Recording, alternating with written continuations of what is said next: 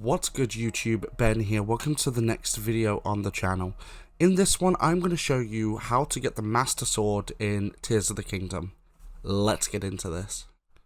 Hey guys, don't forget to like, comment and subscribe please, because they really do help me to get found. Don't forget to turn on notifications to be notified of all uploads and live streams, and don't forget to join me on my socials. Those are all linked down below. Okay, let's get in. Alright, so the Master Sword of course exists in Tears of the Kingdom, and this is how you go about getting it. So the best place to start from would be here at the Elden Canyon Skyview Tower. I'm going to go up into the air and we're going to start gliding. Now, the quest for this is kind of weird. I also want to point out quickly, before you go any further, you will need at least 2 stamina bars in order to do this, because when you pull the Master Sword in this game, you require stamina over health. And I was only just able to do it with 2 full, so keep that in mind. But what we're aiming for is this little entrance to the depths coming up right as ahead. As you can see, it's just about, it's just north of the glider. So we're aiming for this entrance. Now, this entrance will take us, of course, to the depths, but we want to follow in the depths and go somewhere else to be able to go and get it. Now, this will initiate the quest line, and it takes a little bit of time because of travel. But the actual quest itself is actually kind of interesting and doesn't take long once you know what you're doing, but alright, let's get some stamina back. But this is the entrance we're aiming for, this one right here.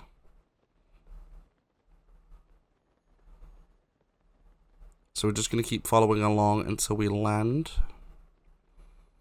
Alright, perfect. So now, we're going to want to go into the depths. So this is the Minshi Woods Chasm. And this is precisely where we want to be. So, on the map, you want to travel in the way, this way basically, you want to go northwest over to here, to these light routes. It doesn't particularly matter which one you go for first. You'll see the light route as you come down anyway. You want to aim towards the light routes. Now, like I said, it doesn't particularly matter too much. So once you get, let's say, to that light route, there is one just ahead of it. And that light route is precisely where we want to go. So, let me just warp ahead to this first one. We'll walk the rest of the way.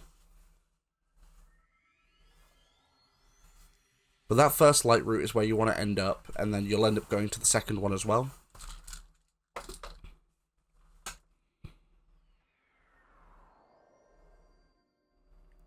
So this is the first one, and then we're going to want to go this way towards the second, but you want to come up here, and you want to keep going up this way. As you can see, there's a lot of the Malus goop, a lot of Malus goop here.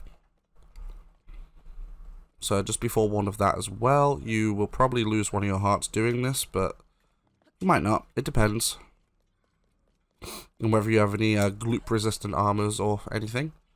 Or gloop-resistant food, or elixirs, or... But when you get up here, you want to come over to this side. And you got this light here. So activate this light. And then you want to come to this weird box thing. And you want to use everyone's favorite power, which is Ascend. So we're going to ascend on through.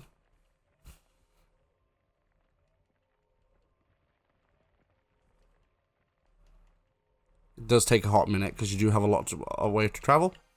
And this will take you to the Korok forest. Now, when you get here, it's actually all dark and gloomy, and none of the Koroks will talk to you. So what you want to do is come over, activate, and do this shrine if you want to. I've already done it. You don't need to do it as part of the quest, but it's nice to have as a warp point. When you come up here and talk to the Deku tree, he'll tell you that his stomach hurts.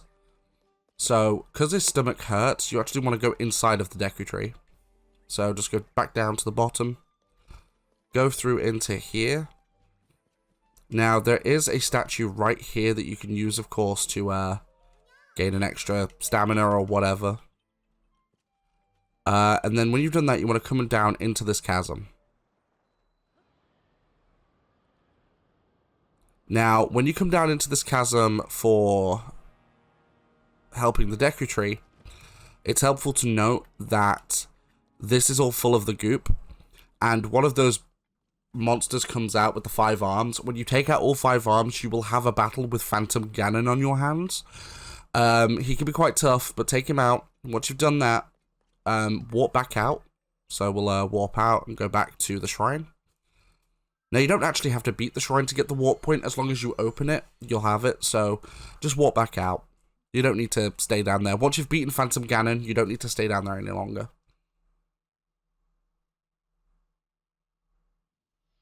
Then when you come back out and you go up the tree to talk to the Deku tree, a memory will start popping up, like a memory cutscene. You can watch it if you want for the story context, or you can skip it. Either way, it doesn't matter. Once you've done that and talked to the Deku tree again, he'll tell you that the Master Sword is somewhere. He can sense it. He'll point on the map.